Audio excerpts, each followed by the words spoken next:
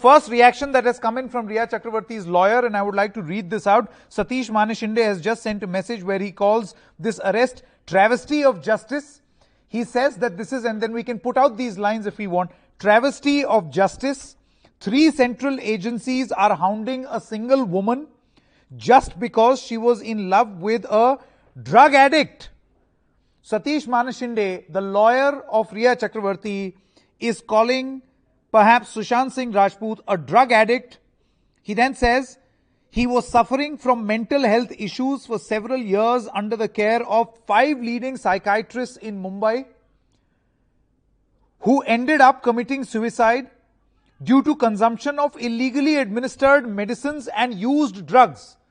So it is very clear as of this moment, that's the text of the statement of Rhea Chakravarti's advocate Satish Manishinde, who calls this a travesty of justice where 3 agencies are hounding a single woman just because, and these are extremely strong and sharp words that have been used by Camp Rhea for the first time perhaps. I have not seen these strong words being used ever in the past, where they say just because Rhea was in love with a drug addict and was suffering from mental health issues for several years under the care of 5 leading psychiatrists in Mumbai.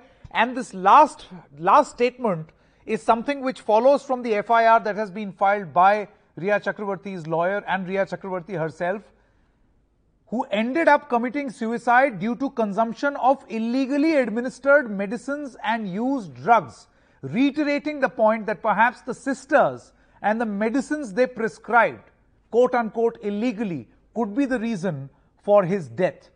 So this is now a full-fledged war between Rhea Chakravarti as well as the family of Sushant Singh Rajput. There is absolutely nothing polite left as far as this war is concerned.